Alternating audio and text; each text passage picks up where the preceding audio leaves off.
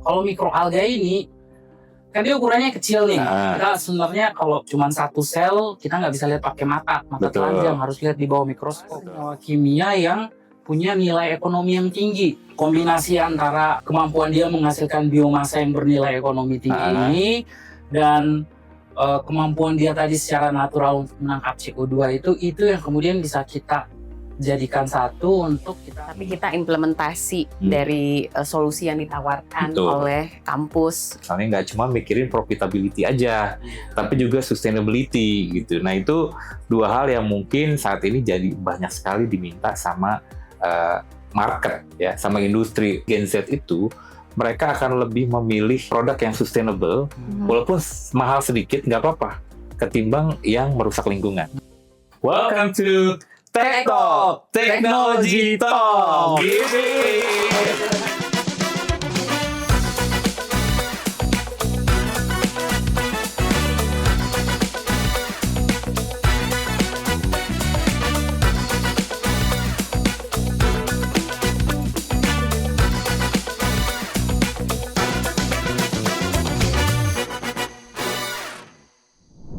Oke, kenalin dulu, nama saya Sahat Huta-Julu, saya salah satu faculty member di SBM ITB.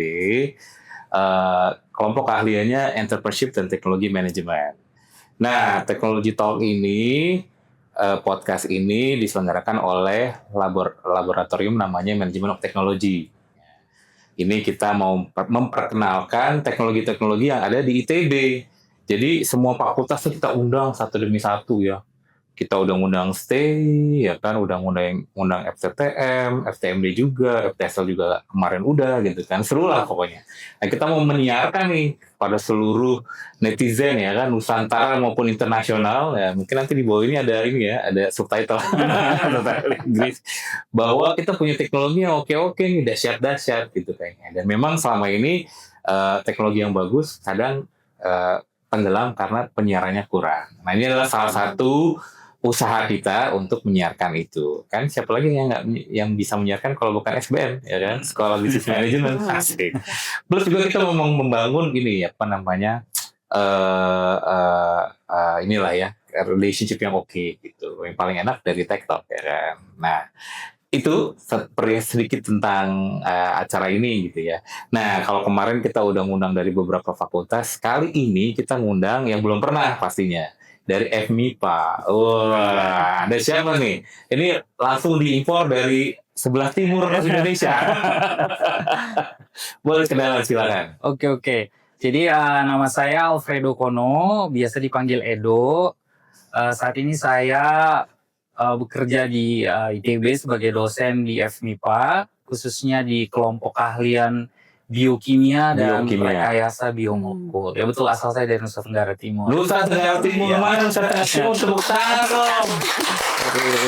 Nusa Tenggara Timurnya di mana? Tepatnya saya dari Kota Soe. Itu 2 jam dari ibu kota NTT di Kupang. 2 jam dari Kupang. Naik mobil, kabupatennya di Kabupaten Timur Tengah Selatan namanya. Wah, gila, membanggakan sekali, tepuk tangan dong.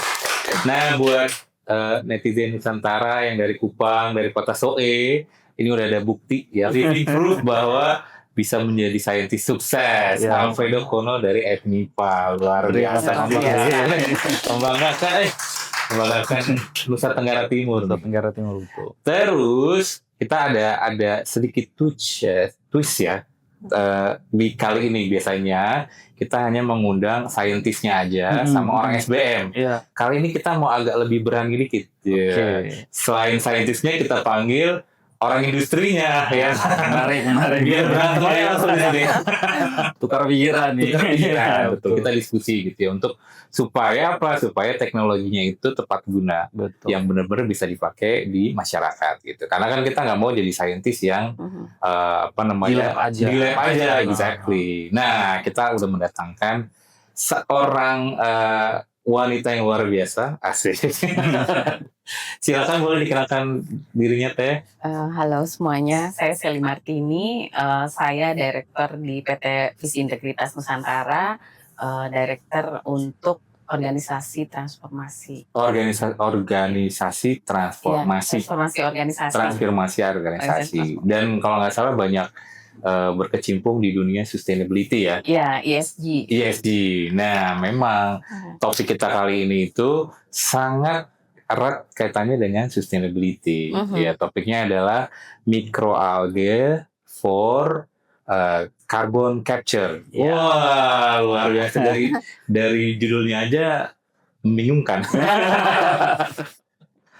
Nah, nanti kita akan bahas tentang itu ya, baik dari sisi penelitiannya ya, ataupun dari sisi industrinya kita seperti apa gitu ya. Tapi sekedar informasi, ini ternyata udah ada penerapannya. Kalau saya tidak salah baca itu ada PLN ya mengeluarkan atau membuat foto bioreaktor ya, kalau saya tidak salah ya, dengan menggunakan microalgae. Mungkin jelasin dikit kali ya, Bang Edo, ini maksudnya apa? Ini barang dari mana? Atau ini makanan jenis apa? Semoga bukan makanan.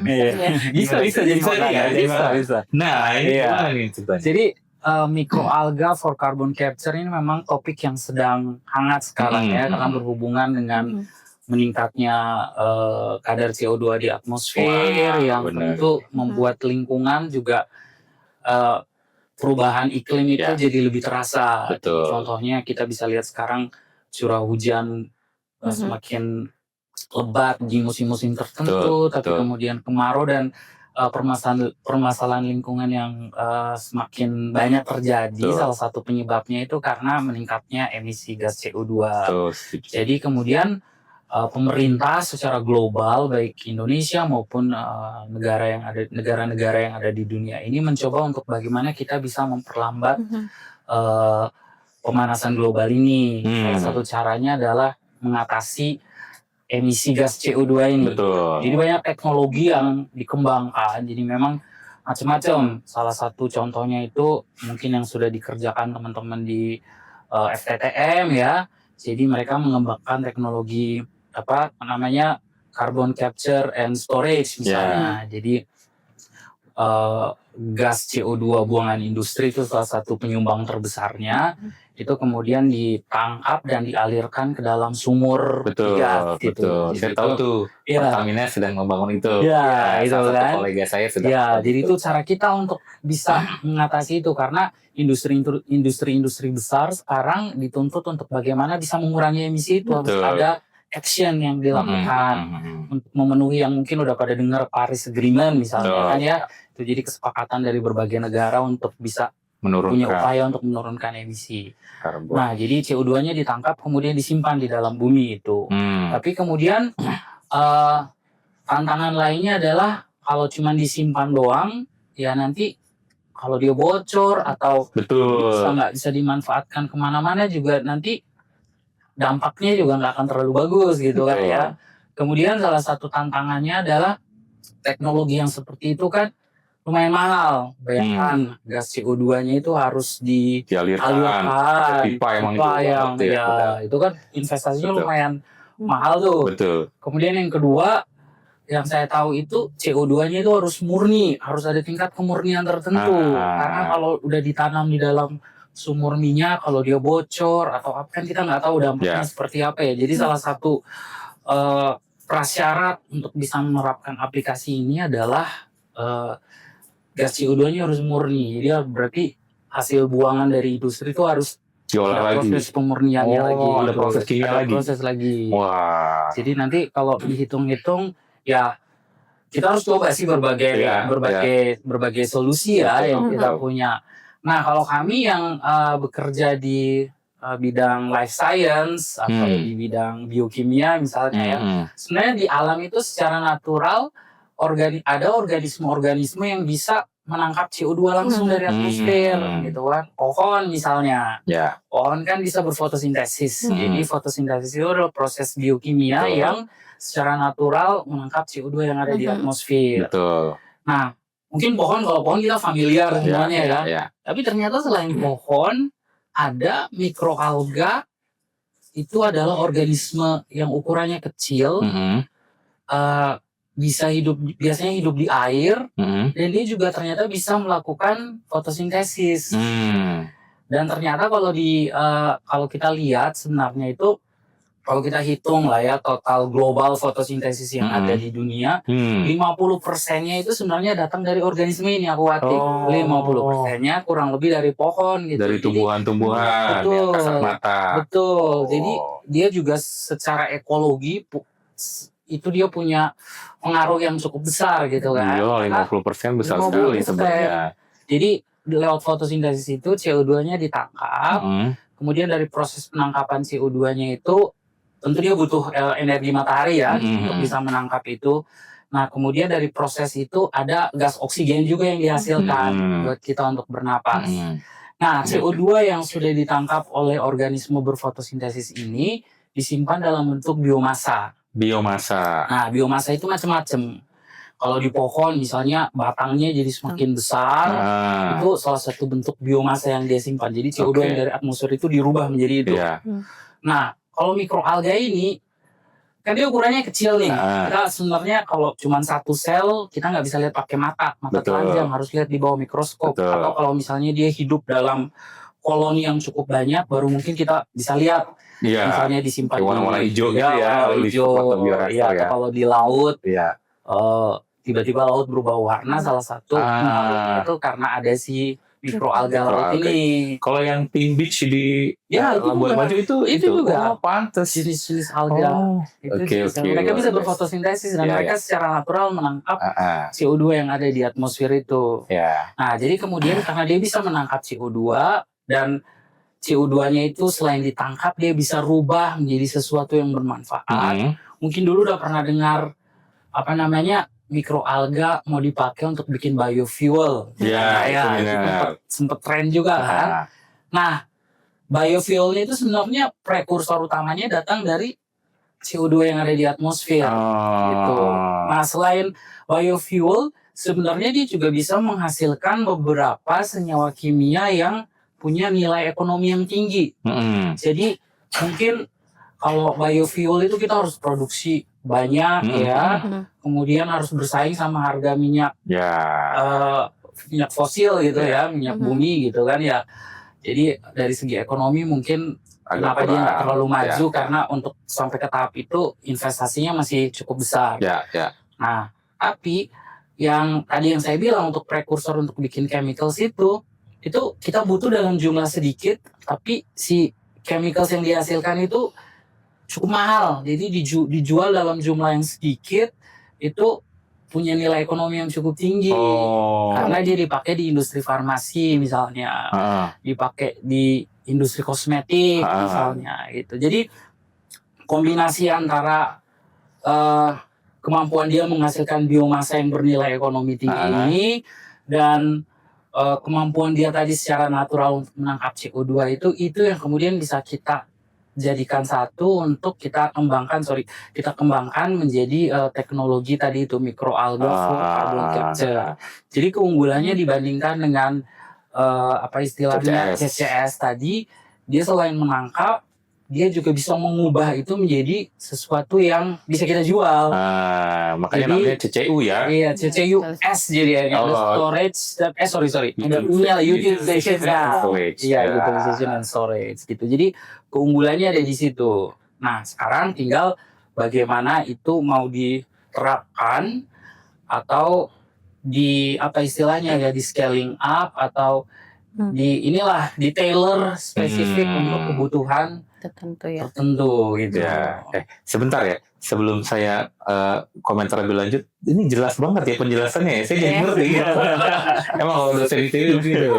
Nah, makanya kalau yang pengen mau masuk kimia nih, apalagi sekarang lagi mulai UTBK ya. Silakan. Boleh. Kayak begitu penjelasannya dosen ITB ya, asik juga ternyata. Saya ngerti. Sebelum ke TSL ya, biomasanya tuh harus ada proses khusus lagi nggak? Atau memang secara otomatis dia langsung menghasilkan biomasa? Nah, secara otomatis memang dia menghasilkan itu. Tetapi tentu kalau kita mau skala industri, berarti ada proses scaling up-nya di situ kan. Kemudian nanti harus ada proses pemurnian lagi. Karena kalau untuk skala industri, misalnya untuk industri kosmetik, industri makanan kan mereka punya requirement tertentu ya. Jadi nggak bisa impurities-impuritiesnya itu harus kita Bersihkan. bersihkan dulu. Jadi ibaratnya dia kan sel ya, di dalam sel kan ada macam-macam tuh, macam-macam. Salah satunya metabolit, kita bisanya di kimia bilangnya metabolit sekunder atau senyawa kimia tertentu lah biar gampang ya, yang menjadi target kita misalnya dari hasil penangkapan CO2 itu. Jadi setelah dia ditangkap, misalnya kita bikin kolam misalnya ya, atau fotobioreaktor tadi istilahnya.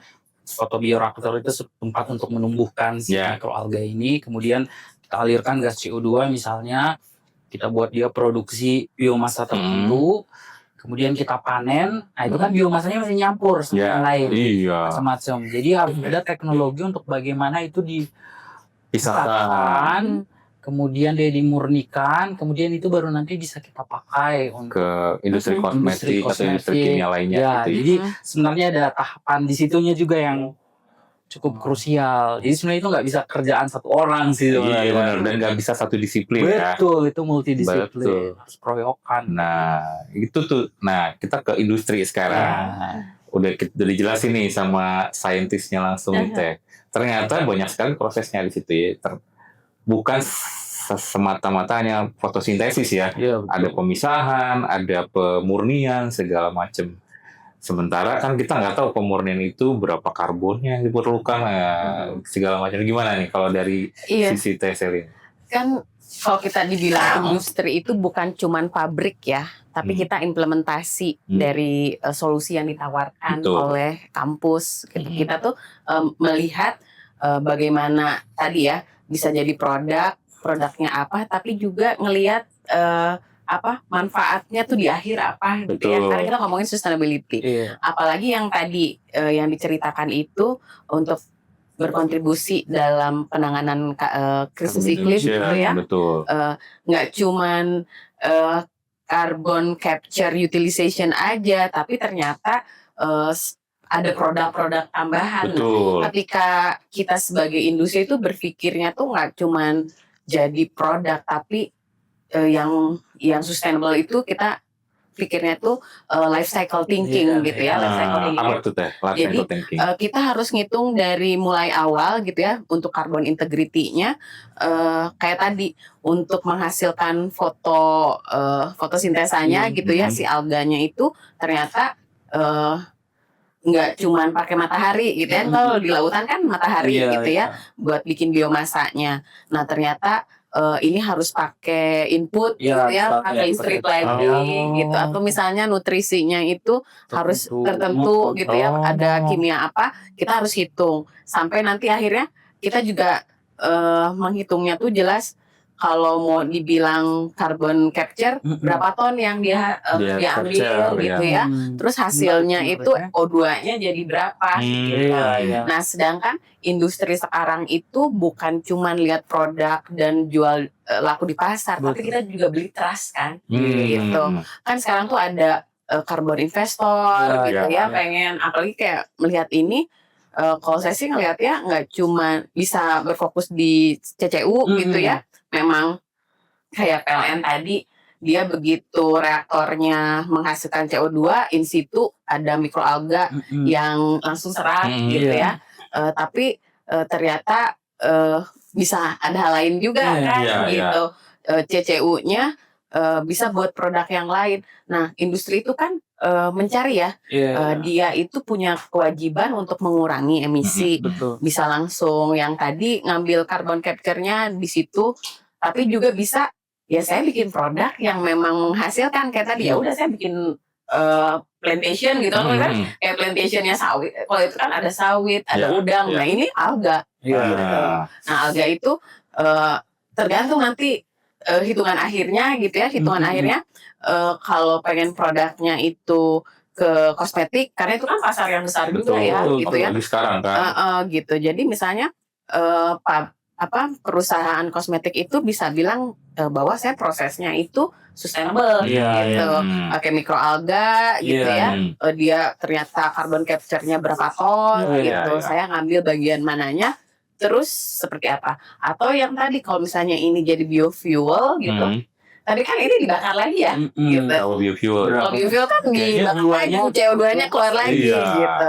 Nah itu makanya itu perlunya carbon integrity gitu, karena kita ngebangun trust yang tadi kalau dibilang mau scale up ya gimana prosesnya gitu ya, dari input sampai ke outputnya itu emang bersih gitu ya, emang dia menjalankan itu dari CO2 jadi O2 gitu, atau misalnya ya in between gitu ya, misalnya menghasilkan O2 tapi CO2 yang diambilnya banyak, itu juga kan sebenarnya pengurangannya juga jelas. Nah, itu kenapa ESG itu jadi perlu ketika kita bahas antara inovasi yang dibuat di kampus dan sebelum ke pasar, biar bisa kita hitung gitu. Jadi ini produk yang trusted gitu, produk yang investor hijau mau. Iya, betul. Jadi dengan kata lain harus dihitung semuanya ya. Dari pertama masuk sampai akhirnya jadi produk, misalnya tadi senyawa kimia yang bisa dipakai oleh industri kimia atau kosmetik tadi itu dihitung tuh.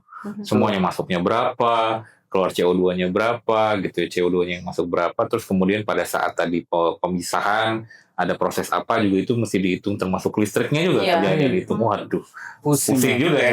Enggak pusing sih, karena sebenarnya kalau apalagi kita kan di ITB ya, semua tuh bisa dihitung ya, di accountable gitu ya.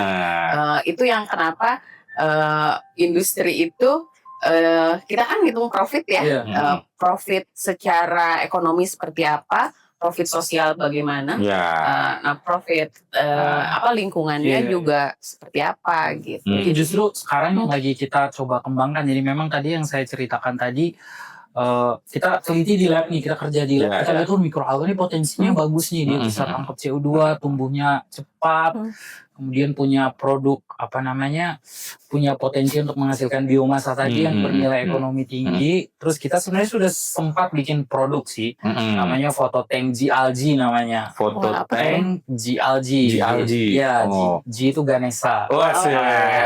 Itu udah kita ajukan patennya juga. Jadi itu kita gunakan untuk menangkap CO2 di dalam ruangan sebenarnya. Jadi itu pembersih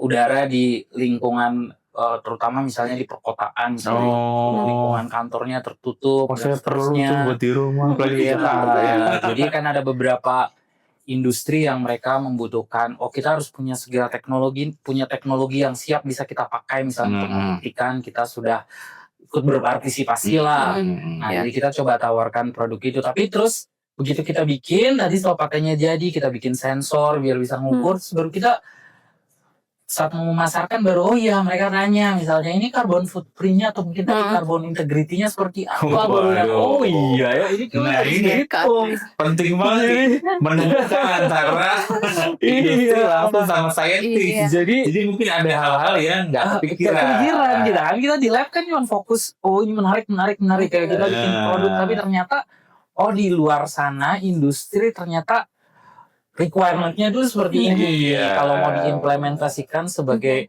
bukti bahwa misalnya kita sudah istilahnya carbon tax ya, mereka udah bisa diikut sertakan untuk itu carbon tax. Ternyata harus ada tadi carbon credit. Integritasnya itu harus dihitung. Jadinya sekarang kita kerjasama sama karena saya nggak bisa ngitung-ngitung kayak gitu kan.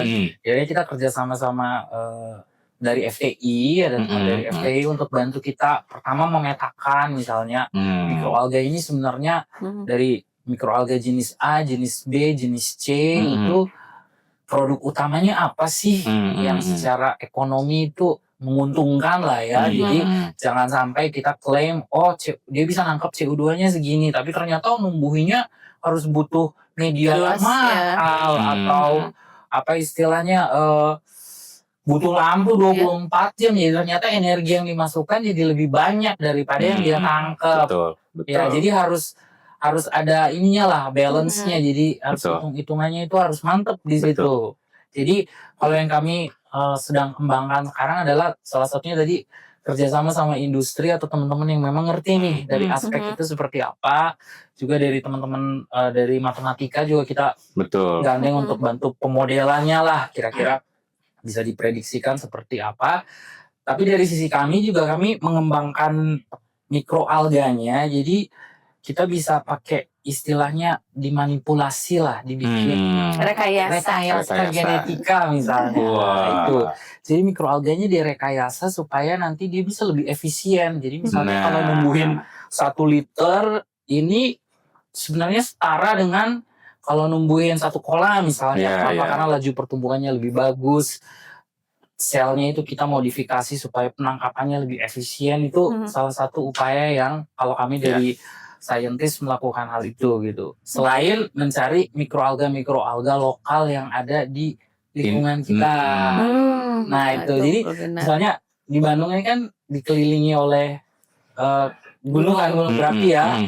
Di kawah gunung berapi, jadi kita sekarang punya isolat namanya ya, mikroalga dari kawah gunung berapi yang tahan terhadap pH yang asam. Jadi pH yang sangat asam, pH 1 atau pH 2 itu setara dengan air aki ya, itu pH-nya ya. Kemudian suhunya juga lebih tinggi, dia bisa tumbuh di suhu 40 atau 50. Jadi itu sebenarnya sangat berpotensi untuk diaplikasikan langsung untuk menangkap CO2 dari buangan langsung dari industri. Karena biasanya kan dia mengandung campuran misalnya SOX atau NOX yang bikin asam.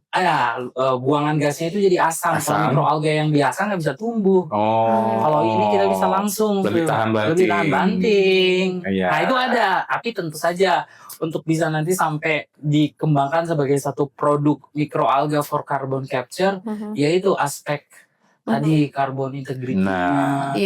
Dan seterusnya. Ini kan kita baru kepikiran carbon capture ya, belum jadi pionir. Jadi kayak makhluk hidup pionir itu loh untuk wilayah. Kalau saya pikirnya kayak sekarang tuh kan industri pasca tambang gitu ya, itu kan lebih, atau misalnya lahan kritis. Sekarang kan di Indonesia banyak tuh lahan kritis. Banyak banget upaya untuk mengembalikan gitu ya. Misalnya yang tadinya hutan lindung nggak boleh dikonversi ya. Hutan kita kan banyak tuh yang dikonversi jadi monokultur gitu ya. Nah itu kan jadi lahan-lahan kritis. Nah itu lahan-lahan kritis itu misalnya yang kemarin yang di IKN itu kan kolamnya itu asam banget gitu. Berarti kan alga ini bisa pakai itu gitu. Jadi mikroorganisme pionir untuk mengembalikan gitu. Ininya ya. Jadi nggak dia cuman capture, bukan cuman ya, dia mampu mengcapture CO2 tapi bisa jadi mikroorganisme pionir di daerah-daerah yang harus kita kembalikan. Nah itu yang sebenarnya industri juga kan membutuhkan itu karena dia punya tanggung jawab sosial untuk mengembalikan wilayah pasca tambang. Itu juga itu menarik banget karena di alga-alga yang asam ini karena dia bisa tumbuh di pH asam, jadi dia juga bisa ngikat logam berat. Logam berat yang pencemaran itu loh, misalnya arsen. Mantap. Seperti itu dia bisa. Jadi keren ya. Iya, jadi bisa untuk bioremediasi lah. Bioremediasi ada berbagai macam. Berbagai macam itu bisa dikembangkan di sana. Cuma ya itu kita baru mulai mengeksplor ya potensi dia dari sini. Jadi kita step by step dulu nih. Jadi kadang-kadang industri itu kan berpikirnya scalable gitu ya, cepat, masif gitu. Tapi sebenarnya butuh juga hal-hal yang diuji cobakan dan proven. Betul. Pasti gitu ya. Sebenarnya kan yang paling utamanya itu jangan sampai tergesa-gesa menangkap menaikkan skala gitu ya. Tapi ternyata hitungannya tuh yang tadi nggak gitu. Itu jadi upaya kita sekarang sih. Jadi salah satu yang kita lakukan sekarang yang pertanyaan fundamentalnya itu sebenarnya mikroalga ini nangkap CO2-nya berapa banyak sih? Itu kan pertanyaan fundamental banget ya sebelum nanti kita kalau misalnya mau di scaling up, kemudian kita memasukkan aspek-aspek yang lain untuk nanti sampai tahap akhirnya menghitung carbon integrity-nya misalnya ya. Tapi dia nangkapnya berapa banyak itu kan belum ada tersandarkan. Modelnya belum ada. Jadi salah satu upaya yang kami coba kerjakan sekarang adalah bagaimana kita menstandarkan itu gitu. Jadi nanti biar orang kalau mau pakai teknologi mikroalga for carbon capture, orang udah punya standarnya nih. CO2-nya kalau pakai mikroalga jenis A, dia pasti nangkepnya segini. Betul. Dan itu terstandarkan dan terkuantifikasinya itu proven lah istilahnya ya. Jadi itu yang dengan alat peralatan yang kita punya sekarang. Memang ada beberapa peralatan gold standar yang orang biasa pakai, tapi itu kan masih skala lab ya. Jadi kita coba apa istilahnya modifikasi mungkin ya supaya nanti suatu saat Indonesia bisa punya itu standarnya nih. Mantap mimpinya ya. Kalau PLN itu kan udah klaim ya. Tadi klaim bahwa pertama di Indonesia. Dan juga sampai 70% ya. Betul. Nah, itu 70% angka itu yang kadang-kadang kalau di luaran sana itu orang hitung-hitungannya masih gimana ya? Belum terstandarkan. Nanti kalau dicek lagi, kalau kita yang saintis yang kita tahu di sini nih kayaknya nggak masuk akal misalnya, atau nih angka ini too much, terlalu dilebih-lebihkan ya biasanya gitu kalau orang itu. Itulah kita untuk bisa menstandarkan itu. Ya. Nah ini saya senang banget nih denger diskusi ini ya kan langsung antara saintis dan industri, dan ternyata ada proses iterasi itu di situ ya kan, bahwa tadi kita cuma mikir mikroalga aja, tapi ternyata ada muncullah si carbon integrity, apaan tuh, barang dari mana tuh, kita waktu di lab mana ada mikir-mikir begitu ya kan. Nah memang, dan kita nih startup atau perusahaan-perusahaan ini memang sekarang lagi bergerak ke dua hal ya, tidak hanya ya tadi yang di lab aja, kita bergerak ke dua hal. Yang pertama adalah profitability, which is kita udah selama ini begitu kan. Yang kedua adalah sustainability gitu, dan memang nanti kita harapannya teknologi-teknologi baru besutan ITB lah misalnya nggak cuma mikirin profitability aja, tapi juga sustainability gitu. Nah itu dua hal yang mungkin saat ini jadi banyak sekali diminta sama market ya, sama industri, bahwa hey scientists ya, don't just think about jangan cuma mikir soal publikasi gitu loh. Jurnal. Ya, atau jurnal ya kan. Tapi pikirkanlah tentang kemungkinan ekonomisasi dari si teknologi ini, plus sustainability-nya seperti apa, karena itu somehow menjadi prasyarat tuh sekarang di dunia bisnis gitu ya, dan itu lebih trusted kalau misalkan memang dia adalah perusahaan yang mikir begituan. Dan bahkan salah satu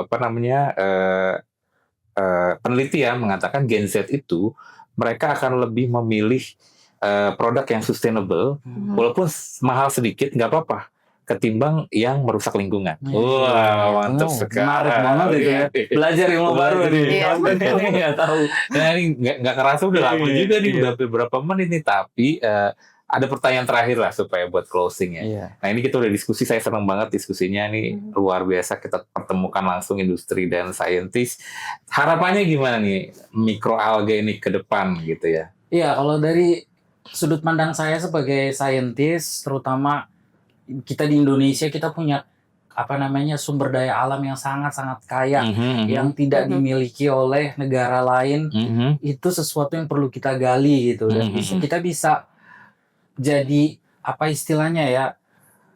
solusi lah, menawarkan solusi global itu bisa datang dari kita gitu. Dari Bandung. Tangkuban Perahu. Bisa juga. Kita bisa menawarkan itu, tapi tentu ternyata untuk bisa sampai selevel itu ya nggak bisa kami sendirian dari lab. Harus multidisiplin, harus kolaborasi, kita harus kerja bareng-bareng untuk mengolah kekayaan yang kita punya ini gitu. Jadi ini kedepannya mungkin yang mau sekolah ke ITB atau yang mau sekolah ke promo dikit dong, promo dikit. Sekarang kita udah program multidisiplin. Betul. Iya, kita butuh orang-orang yang bisa menjembatani itu gitu. Jadi supaya nanti Indonesia bisa punya produk yang berdampak global. Jadi nanti orang-orang dari luar yang datang belajar ke kita gitu. Kita yang terus keluar negeri, kiblat ke sana, tapi kita harus at some point kita yang jadi kiblatnya gitu. Dengan kekayaan kita sendiri kan. Kadang kita lupa ya akan hal itu ya. Sekali lagi saya mau promosi dikit ya kan. ITB udah mulai banyak buka multidisiplin. Bergabung lah. Kalau Teh Sally gimana harapannya nih perihal mikroalga di industri? Iya, tadi mikroalga itu kan bisa menghasilkan CO2 lebih bisa meng-capture CO2 lebih cepat gitu ya, terus bisa O2-nya lebih banyak, tapi juga ada produk-produk lain. Kita tuh industri itu tidak hanya berpikir satu keuntungan gitu ya. Kan kayak tadi ternyata bisa jadi kosmetik, bisa jadi segala macam, atau bahkan yang paling penting itu tadi bisa jadi mikroorganisme di lahan kritis gitu ya. Kalau kita di industri itu inovator mencari solusinya, kita leading the solution gitu. Dimana biar produk ini tuh nggak cuma profitable tapi juga punya tanggung jawab lingkungan. Bisa itu sih bagaimana kita bisa menyambungkan ya, dan yang paling penting bisa dipakai. Betul. Tepuk tangan dong. Wah, saya senang banget nih. Jadi kebayang episode selanjutnya saya mau cari yang lebih berantem. Kita kerjasama ya. Nggak perlu berantem ya. Malah iterasi kita tadi. Wah, luar biasa sekali. Terima kasih banyak Dr. Alfredo Kono. Terima kasih. Dan juga Teh Sally udah datang ke sini. Kita udah diskusi. Semoga ini bermanfaat ya untuk rekan-rekan di luar sana, netizen asik atau penontonnya TikTok nih ya. Dan menginspirasi kita semua ya bahwa ternyata saintis dan industri enak nih kalau bisa ngobrol langsung. Ya kan ada iterasi di situ, ada keperluannya apa di situ dan langsung mulai ada hal-hal baru yang harus dibangun dan harus diteliti. Ya kan? Industri juga ternyata mikroalganya beda-beda loh. Ternyata kirain cuma satu jenis dan ternyata bisa ada inovasi-inovasi juga di situ, which is dream of Indonesia. Ya kan? Terima kasih semuanya udah nonton nih ya, agak lama tapi seru ya. Nah, kita mau tutup dengan salam Tech Talk ya. Salam Tech Talk, Technology Talk.